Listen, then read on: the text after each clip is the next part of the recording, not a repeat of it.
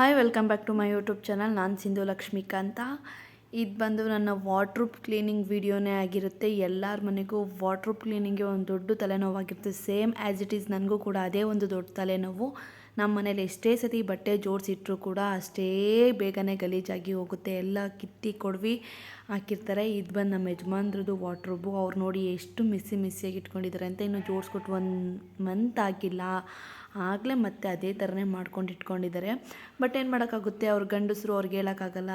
ಆಮೇಲೆ ನಾವೇ clean ಮಾಡಬೇಕಲ್ವಾ. So ಹಾಗಾಗಿ ನಾನೇ ಫೈನಲಾಗಿ ಈ ಥರ ಬಟ್ಟೆ ಎಲ್ಲ ಕ್ಲೀನಾಗಿ ಜೋಡಿಸ್ಕೊಟ್ಟು ಇಟ್ಟಿದ್ದೀನಿ.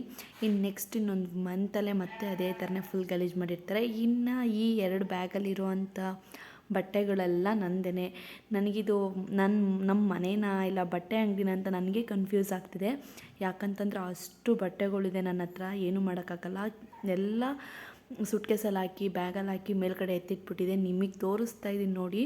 ನಂದು ಯಾವ್ದಾವ ಡ್ರೆಸ್ ಇದೆ ಅಂದರೆ ಎಷ್ಟು ಲಾಂಗ್ ಡ್ರೆಸ್ ಇದೆ ಅದೆಲ್ಲ ಒಂದು ಸತಿ ವೀಡಿಯೋ ಮಾಡ್ತೀನಿ. ನನ್ನ ಕ್ಯಾಮ್ರಾ ಸ್ಟಿಕ್ ಕೂಡ ನಾನು ಇವಾಗ ಬುಕ್ ಮಾಡಿದ್ದೀನಿ. ಅದು ಬಂದಮೇಲೆ ಎಲ್ಲ ಥರ ವೀಡಿಯೋಸು ಕೂಡ ನಾನು ಮಾಡೋದಕ್ಕೆ ನಂಗೆ ತುಂಬ ಹೆಲ್ಪ್ ಆಗುತ್ತೆ. ಇದು ನಾನೇ ಕೈಯಲ್ಲಿ ಇಟ್ಕೊಂಡು ನಾನೇ ಮಾಡ್ತಿರೋದ್ರಿಂದ ಸ್ವಲ್ಪ ತುಂಬ ರಿಸ್ಕ್ ಆಗ್ತಿದೆ. ನಾನು ಇವಾಗ ಹೆಂಗಿದ್ರು ಫ್ರೀ ಇದ್ದೀನಿ, ಈಗೆಲ್ಲ ಕ್ಲೀನ್ ಮಾಡಿ ಇಟ್ಕೊಂಬಿಡೋಣ ಅಂತ ಅಂದ್ಬಿಟ್ಟು ಹೊಸದು ಸೀರೆ ಅದೆಲ್ಲ ಬಾಕ್ಸಲ್ಲೆಲ್ಲ ಇಟ್ಕೊಂಡಿದ್ದೆ. ಸೊ ಹಾಗಾಗಿ ನನ್ನ ಹತ್ರ ಎಷ್ಟು ಬಟ್ಟೆ ಇದ್ರೂ ಸ್ಟೋರ್ ಮಾಡ್ಕೊಳ್ಳೋಕ್ಕೇ ಜಾಗ ಇರಲಿಲ್ಲ.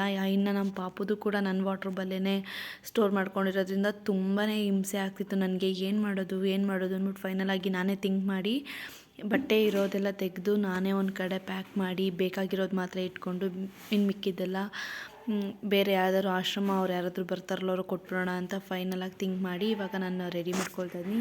ನನ್ನ ಬಟ್ಟೆದು ಏನಪ್ಪ ಪ್ರಾಬ್ಲಮ್ಸ್ ಅಂತ ಅಂದರೆ, ನಾನು ಇಲ್ಲಿ ಸ್ಟಿಚ್ ಮಾಡಿಸ್ದೇ ಇಲ್ಲದೆ ಇರೋ ಸ್ಯಾರೀಸ್ ತುಂಬಾ ಇದೆ. ಸ್ಟಿಚ್ ಮಾಡಿಸಿರೋ ಸ್ಯಾರೀಸ್ ನನ್ನ ಹತ್ರ ತುಂಬಾ ಕಡಿಮೆ ಇರೋದು. ಬಟ್ ಅಂದರೆ ಇವಾಗೆಲ್ಲ ಒಂದಕ್ಕೆ ಸ್ಯಾರಿಗೆ ಮ್ಯಾಚ್ ಆಗುವಂಥ ಬ್ಲೌಸ್ ಹಾಕ್ಕೊಂಡು ಏನೋ ಅಡ್ಜಸ್ಟ್ ಮಾಡ್ಕೊಂಡು ಇವಾಗ ಹೋಗ್ಬಿಡ್ತೀನಿ. ಇವಾಗೆಲ್ಲ ಕಾಂಟ್ರಾಸ್ಟ್ ಅಂತಲೇ ಬಂದುಬಿಟ್ಟಿದೆ ಅಲ್ವಾ.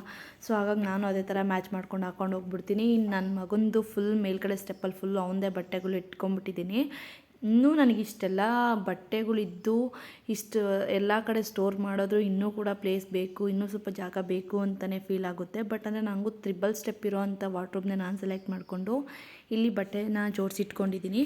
ಇನ್ನು ಈ ಫಸ್ಟ್ ಸ್ಟೆಪ್ಪಲ್ಲಿ ಇರೋವಂಥದ್ದು ಫುಲ್ಲು ನಂದು ಹೊರಗಡೆ ಎಲ್ಲಾದರೂ ಹೋದಾಗ ಹಾಕ್ಕೊಳ್ಳೋ ಅಂಥ ಟಾಪ್ಸ್ ಅದು ಇದು ಇಟ್ಕೊಂಡಿದ್ದೀನಿ. ಕೆಳಗಡೆ ಸ್ಟೆಪ್ಪಲ್ಲಿರುವಂಥದ್ದು ಡೈಲಿ ಯೂಸ್ ಬಟ್ಟೆಗಳು ಇಟ್ಕೊಂಡಿದ್ದೀನಿ. ನಾನು ಶ್ರೀಮಂತದಲ್ಲಿ ತುಂಬಾ ಸೀರೆಗಳೆಲ್ಲ ಬಂದಿತ್ತಲ್ವ, ಅದನ್ನೆಲ್ಲ ನಾನು ಸ್ಟಿಚ್ ಮಾಡ್ಸೋಕ್ಕೆ ಹೋಗಿಲ್ಲ. ಸುಮ್ಮನೆ ಯಾಕೆ ಈಗಲೇ ಅಂತ ಅಂದ್ಬಿಟ್ಟು ಇನ್ನು 2 ಡ್ರೆಸ್ ಮಾತ್ರ ಇವಾಗ ಜಾತ್ರೆ ಹಬ್ಬ ಅದು ಇದು ಎಲ್ಲ ಬಂತಲ್ವ ಹಾಕ್ಕೊಂಡೆ. ನಾನು 2 ಇಯರ್ಸ್ ಅಂದರೆ ನನ್ನ ಮದುವೆ ಆಗಿ 2 ಇಯರ್ಸ್ ಕಂಪ್ಲೀಟಾಗಿ 3 ಇಯರ್ಸ್ ರನ್ನಿಂಗಲ್ಲಿದೆ. ಹಾಕ್ಕೊಂಡೇ ಅಂಥ ಡ್ರೆಸ್ನ ಮಾತ್ರ 2 ಜೊತೆ ತೆಗೆದಿಟ್ಕೊಂಡಿದ್ದೀನಿ. ನಾನು ಇವಾಗ ಸೆಕೆ ಬೇರೆ ಇರೋದ್ರಿಂದ ತುಂಬ ಬಿಸಿಲು ಬೇರೆ, ಎಲ್ಲೂ ಹಾಕ್ಕೊಂಡು ಹೋಗೋದಕ್ಕೂ ಆಗೋಲ್ಲ, ಅಷ್ಟು ಕಂಫರ್ಟಬಲ್ ಆಗೂ ಇರೋಲ್ಲ. ಸೊ ಹಾಗಾಗಿ ನಾನು ಸಿಂಪಲಾಗಿರೋದು 2 ಡ್ರೆಸ್ ತೆಗೆದಿಟ್ಟು ಇನ್ನೆಲ್ಲ ಫುಲ್ ಪ್ಯಾಕ್ ಮಾಡಿ ಮೇಲೆ ಎತ್ತಿಟ್ಕೊಂಡ್ಬಿಟ್ಟೆ. ಇನ್ನು ನನ್ನ ಮಗಂದು ಹಿಸ್ಟ್ರಿನೇ ಹೇಳ್ಬೇಕು ಅಂತಂದರೆ ತುಂಬಾ ಬಟ್ಟೆ ಇದೆ ಅವನ ಹತ್ರ. ಗಂಡು ಪಾಪುಗೆ ಇಷ್ಟೆಲ್ಲ ಬಟ್ಟೆ ಸ್ಟೋರ್ ಮಾಡ್ಕೊಂಡಿದ್ದೀನಿ. ಇನ್ನೇನಾದ್ರು ಹೆಣ್ಣು ಪಾಪು ಆಗಿದ್ದರೆ ವಾರ್ಡ್ರೋಬಲ್ಲಿ ಬಟ್ಟೆನೇ ಕೈ ಇಡೋದಕ್ಕೂ ಜಾಗ ಇರಲಿದ್ದಷ್ಟು ಬಟ್ಟೆನ ಸ್ಟೋರ್ ಮಾಡಿ ಇಟ್ಕೊಂಡ್ಬಿಡ್ತಿದ್ದೋ ಏನೋ ಗೊತ್ತಿಲ್ಲ. ನನಗೆ ಹೆಣ್ಮಗು ಅಂದರೆ ತುಂಬಾ ಇಷ್ಟ. ಬಟ್ ನಾನು ಹೆಣ್ಮಗು ಆಗಬೇಕು ಅಂತ ನನಗೆ ತುಂಬಾ ಇಷ್ಟ ಆಯಿತು. ಬಟ್ ಅಂದರೆ ಏನು ಮಾಡೋಕ್ಕಾಗಲ್ಲ, ಗಂಡು ಮಗುನೂ ಬೇಕೇ ಬೇಕಲ್ವ. ಯಾವುದಾದ್ರೂ ಪರವಾಗಿಲ್ಲ, ದೇವ್ರು ಕೊಟ್ಟಿದ್ದು ಅಂತ ಅಂದ್ಬಿಟ್ಟು ನಾನಿವಾಗ ಆ ಥರ ಗಂಡು ಮಗು ಹೆಣ್ಮಗು ಅಂತ ಯಾವುದು ನಾನು ಭೇದ ಭಾವ ಮಾಡಿಲ್ಲ. ಇನ್ನು ನನ್ನ ಮಗನಿಗೆ ಎಲ್ಲ ಥರ ಡ್ರೆಸ್ಸಲ್ಲಿ ಹಾಕ್ಬಿಟ್ಟು ಫೋಟೋಶೂಟ್ ಮಾಡಿದ್ದೀನಿ. ನೆಕ್ಸ್ಟ್ ವೀಡಿಯೋನೇ ನಿಮಗೆ ಬರೋದು ಅವನದು ಬರ್ತ್ ಟು ಅವ್ನು ಇವಾಗ 1 ಇಯರ್ 4 ಮಂತ್ಸ್ ರನ್ನಿಂಗಲ್ಲಿದೆ. ಅಲ್ಲಿವರೆಗೂ ಅವ್ನು ತುಂಟಾಟದ್ದೇ ವ್ಲಾಗ್ ಮಾಡ್ತಾಯಿದ್ದೀನಿ. ಅದನ್ನು ನಿಮ್ಮ ಹತ್ರ ಶೇರ್ ಮಾಡ್ತೀನಿ. ನಂಗೆ ತುಂಬಾ ಇಷ್ಟ ಹೆಣ್ಮಗು ಅಂತಲೇ. ಬಟ್ ಅದೇ ಅವನೇ ಹುಡುಗ ಅಂತಲೇ ನನ್ನ ಮನಸ್ಸಲ್ಲಿ ಅವನ್ನ ನಾನು ನೋಡ್ಕೊಳ್ತಾ ಇದ್ದೀನಿ. ಇನ್ನಿವ ನಾನು ತೆಗೆದಿಟ್ಟಿದ್ದ ಡ್ರೆಸ್ ಬಂದು ಅವ್ರ ಅತ್ತೆ ತೊಗೊಂಬಂದು ಕೊಟ್ಟಿದ್ರು. ಅವರು ಕಿಡ್ಸ್ ವೇರಲ್ಲಿ ಹೋಗಿ ತೊಗೊಂಬರ್ತಾರೆ. ಅದು ತುಂಬ ಚೆನ್ನಾಗಿದೆ ಕ್ಲಾತ್ಸು. ಅದು ಬಂದು 940, ನೆಟ್ ರೈಟ್ ಬಂದು 750 ಇದೆ.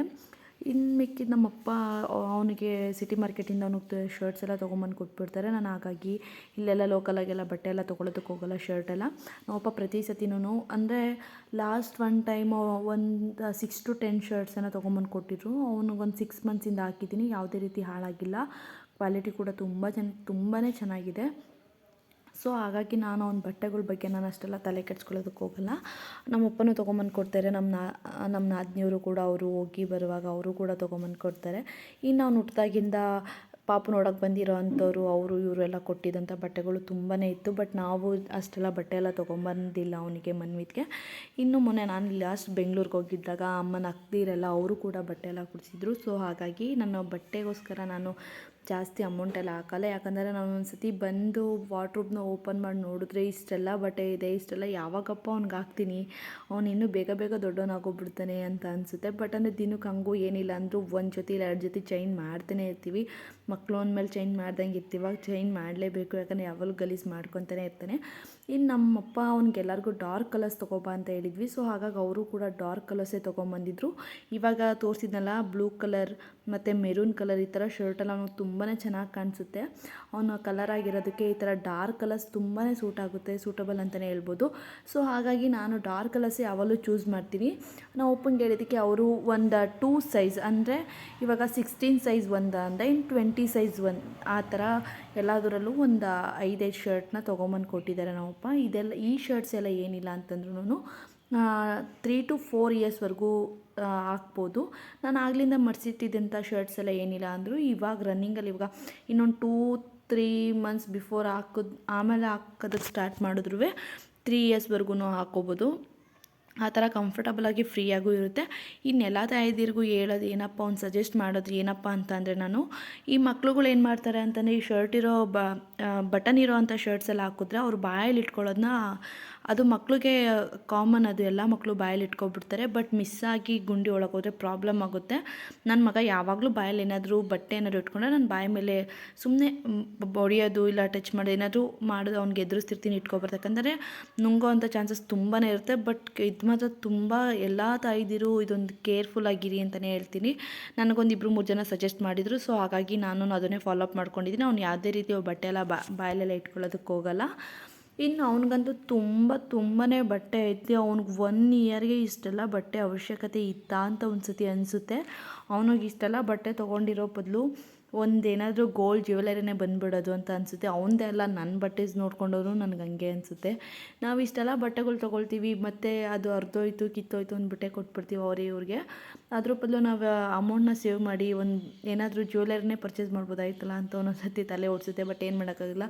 ಬಟ್ಟೆ ಅಂಗಡಿಗೆ ಹೋದರೆ ಸಾಕು ಆ ಬಟ್ಟೆ ತೊಗೊಂಡ್ಲ ಈ ಬಟ್ಟೆ ತೊಗೊಳ್ಳ ಅಂತ ತುಂಬಾ ತಲೆ ಕೆಟ್ಟೋಗ್ಬಿಡುತ್ತೆ. ಏನೂ ಮಾಡೋಕ್ಕಾಗಲ್ಲ. ಹೋದಾಗೆಲ್ಲ ಒಂದು 2-3 ಜೊತೆ ಬಟ್ಟೆ ತೊಗೊಂಡು ಬಂದೇ ಬರ್ತೀವಿ. ಕಾಮನ್ ಅದು.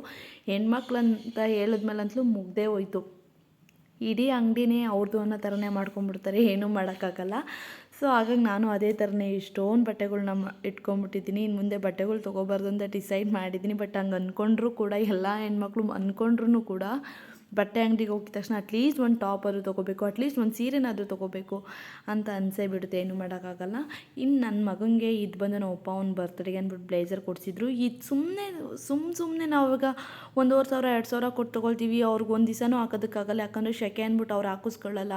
ಇವಾಗ ಕಾಮನ್ ಟೈಮಲ್ಲಿ ಈ ಬ್ಲೇಸರ್ನೆಲ್ಲ ಹಾಕೋದಕ್ಕೂ ಆಗಲ್ಲ. ಇವಾಗ ಏನಿಲ್ಲ ಅಂದರೂ ನಾನು ಮೊನ್ನೆ ಟೆಂಪಲ್ಗೆ ಹೋಗಿದ್ವಿ ಮುಡಿ ಕೊಡೋಣ ಅಂತಂದ್ಬಿಟ್ಟು ಅವನಿಗೆ ಈ ಶರ್ಟು ಮತ್ತು ಈ ಪ್ಯಾಂಟ್ ಹಾಕಿದ್ವಿ. ಈ ಥರ ಇದ್ದರೆ ನಾರ್ಮಲಾಗಿ ಅವ್ನಿಗೂ ಸ್ವಲ್ಪ ಕಂಫರ್ಟಬಲ್ ಆಗಿರುತ್ತೆ, ನಮಗೂ ಎತ್ಕೊಳ್ಳೋರ್ಗೂ ಕೂಡ ಕಂಫರ್ಟಬಲ್ ಆಗಿರುತ್ತೆ, ಆರಾಮ್ಸೆ ಹಾಕ್ಬೋದು. ಇನ್ನು ಕಾಮನ್ ಟೈಮಲ್ಲೆಲ್ಲ ಬ್ಲೇಸರು ಕೋಟು ಅದೆಲ್ಲ ಹಾಕೋದಕ್ಕಾಗಲ್ಲ. ಅಷ್ಟು ಅವ್ರಿಗೆ ಫ್ರೀಯಾಗಿರೋದಕ್ಕಾಗಲ್ಲ. ಅವ್ನಿಗೊಂದು ಬ್ಲೇಸರ್ ಥರ ಇರೋದು ಒಂದು ಸುಮ್ಮನೆ ಸಿಂಪಲಾಗಿ ಕಾಟನ್ ಒಂದು ನೆನ್ನೆ ಒಂದು ಶರ್ಟ್ ಹಾಕಿದ್ದಕ್ಕೆ ಅವ್ನು ಹಾಕಿಸ್ಕೊಳ್ಲಿಲ್ಲ, ತೆಗಿಯೋರ್ಗೂ ಬಿಡಲಿಲ್ಲ. ಏನೂ ಮಾಡೋಕ್ಕಾಗಲ್ಲ. ಮಕ್ಕಳಿಗೆ ಆಸೆಗೆ ನಾವು ತೊಗೊಂಬಂದ್ಬಿಡ್ತೀವಿ. ಅವ್ರು ದೊಡ್ಡವರಾದರೆ ಅಟ್ಲೀಸ್ಟ್ ಯಾವುದಾದ್ರು ಫಂಕ್ಷನ್ಸ್ಗಾದರೂ ಹಾಕೋತಾರೆ ಅಂತ ಅನ್ಕೊಬೋದು. ಬಟ್ ಇಲ್ಲಿ ಹಂಗಲ್ವಲ್ಲ. ಯಾಕಂತಂದರೆ ಇವಾಗ ಬೆಳೀತಿರೋ ಮಕ್ಕಳಿದು ಮಂತ್ಲಿ ಗ್ರೋತ್ ಆಗ್ತಿರೋದ್ರಿಂದ ನಾವು ತೊಗೊಂಬಂದಿದ್ದ ಬಟ್ಟೆ ಬೇಗನೆ ಹಾಳಾಗೋಂಥ ಚಾನ್ಸಸ್ ಬೇಗನೆ ಇರುತ್ತೆ. ಇವಾಗ ಬೇರೆಯವ್ರು ಕೊಡೋದು ಕೊಟ್ಟೆ ಉರಿಯುತ್ತೆ. At least next second baby plan ಏನಾದರೂ ಇದ್ದರೆ ಅದಕ್ಕೋಸ್ಕರ ಸೇವ್ ಮಾಡಿ ಇಟ್ಕೊಬೋದು. ನನಗೆ ಇವಾಗ ಯಾವುದೇ ರೀತಿ ಆ ಥರ ಆಲೋಚನೆ ಯಾವುದೂ ಇಲ್ಲ. ಹೇಳಿದ್ದು ಮಾತಿಗೆ ಅದಕ್ಕೂ ಬೇಕಂದರೆ ಕಮೆಂಟ್ ಹಾಕ್ತೀರಾ, ಹೌದಾ ಸೆಕೆಂಡ್ ಬೇಬಿ ಪ್ಲ್ಯಾನಿಂಗ್ ಇದೆಯಾ ಅಂತಂದ್ಬಿಟ್ಟು. ಇಲ್ಲ, ಆ ಥರ ಎಲ್ಲ ಯಾವುದೂ ಇಲ್ಲ. ಸೊ ಇವಾಗ ಪ್ರೆಸೆಂಟ್ ಏನಿದೆಯೋ ಅದನ್ನು ನಾನು ಮಾತ್ರ ಥಿಂಕ್ ಮಾಡ್ತಾಯಿದ್ದೀನಿ. ಇವನಿಗೆ ನಾನು ಎಲ್ಲದರಲ್ಲೂ ವಿಶಾಲ್ ಮಟ್ಟು, ಟ್ರೆಂಡ್ಸು, ರಿಲಯನ್ಸು ಆ ಥರಲ್ಲಿ ಬಟ್ಟೆ ಕ್ಲಾತ್ಸ್ ಎಲ್ಲ ತೊಗೊಬರ್ಬೇಕು ಅಂತಲೇ ನಾನು ಯಾವಾಗಲೂ ಅಂದ್ಕೋತೀನಿ. ಏನು ಮಾಡೋಕ್ಕಾಗಲ್ಲ. ಇವಾಗೆಲ್ಲ ತೊಗೊಂಬಂದಿರೋ ಬಟ್ಟೆಗಳೆಲ್ಲ ಬೇಗನೆ ಕಿತ್ತೋಗಲಿ ಹಾಳಾಗಲಿ ಆಮೇಲೆ ತೊಗೊಂಬರೋಣ ಅಂತ ಅಂದ್ಕೊಂಡಿದ್ದೀನಿ. ಇವಾಗ ತೋರಿಸ್ತಿರೋ ಶರ್ಟ್ ಮಾತ್ರ ನನ್ನ ಫೇವ್ರೆಟ್ ಡ್ರೆಸ್ ಇದನ್ನು ನಾನೇ ಇಷ್ಟಪಟ್ಟು ತೊಗೊಂಬಂದಿದ್ದು ವಿಶಾಲ್ ಮೆಗಾ ಮಾರ್ಟಲ್ಲಿ ಬೆಂಗಳೂರಲ್ಲಿ. ಇದು ತುಂಬಾ ಕಂಫರ್ಟಬಲ್ ಆಗಿದೆ. ಇದು ಹಾಕಿದ್ರೆ ಅವ್ನಿಗೆ ಅಷ್ಟೇ ಚೆನ್ನಾಗಿ ಕಾಣಿಸುತ್ತೆ. ಇದು ಎಲಾಸ್ಟಿಕ್, ನಾವು ಜೀನ್ಸ್ ಎಲ್ಲ ಹಾಕೋದಕ್ಕಿಂತ ಈ ಥರ ಲೈಟ್ ವೆಯ್ಟಾಗಿ ಯಾವುದೇ ರೀತಿ ಸೆಕೆ ಆಮೇಲೆ ಜೀನ್ಸ್ ಯಾವುದೂ ಮಿಕ್ಸ್ ಇಲ್ಲದೆ ಈ ಥರ ಬಟ್ಟೆ ಹಾಕೋದು ನಂಗೆ ತುಂಬ ಇಷ್ಟ. ಇದು ಬಂದು ಅವ್ರ ಹತ್ತಿರ ತೊಗೊಂಬಂದು ಕೊಟ್ಟಿರೋದು.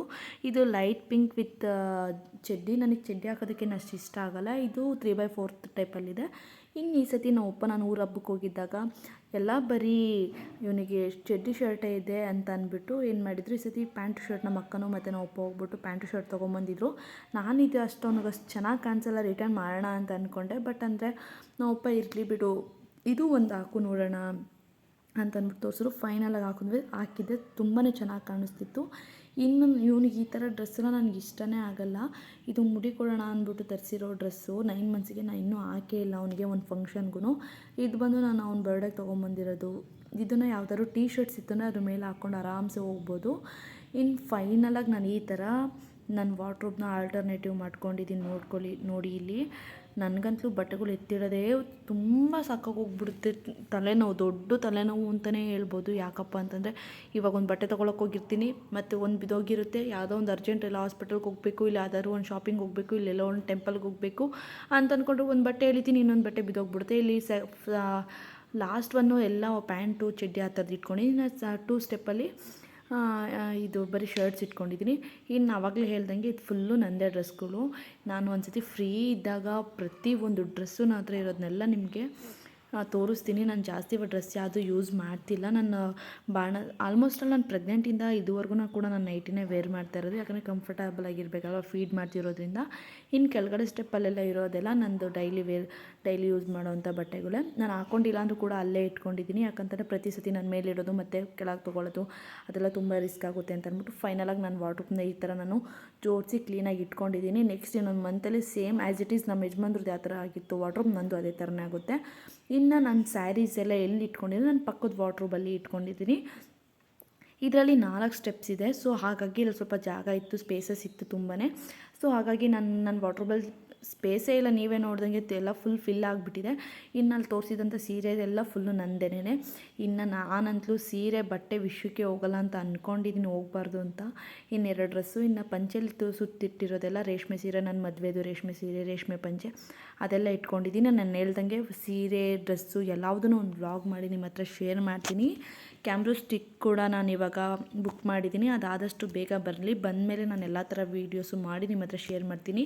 ಇನ್ನೊಂದಿಗೆ ರಾಜ ಮಹಾರಾಜರ ಆಗಿನ ಕಾಲದಲ್ಲಿ ಯೂಸ್ ಮಾಡ್ತಿದ್ದು ಅಂತ ಸ್ಲಿಪ್ಪರ್ಸ್ ಎಲ್ಲ ಕೂಡ ಈಗಲೇ ತೊಗೊಂಬಂದು ಕೊಟ್ಬಿಟ್ಟಿದ್ದೀವಿ. ಇನ್ನು ಶೂಸು, ಸ್ಲಿಪ್ಪರು ಇವಾಗಲೇ ಎಲ್ಲ ಥರದ್ದು ಸ್ಲಿಪ್ಪರ್. ಈಗಿನ ಕಾಲದ ಮಕ್ಕಳಿಗೆಲ್ಲ ಹುಟ್ಟೋದಕ್ಕೂ ಮುಂಚೆನೇ ಕುವಾಲಿ ಹಾಕಿಸ್ತಾರೆ ಅಂತಾರಲ್ಲ, ಹಂಗಾಯ್ತು ಕತೆ.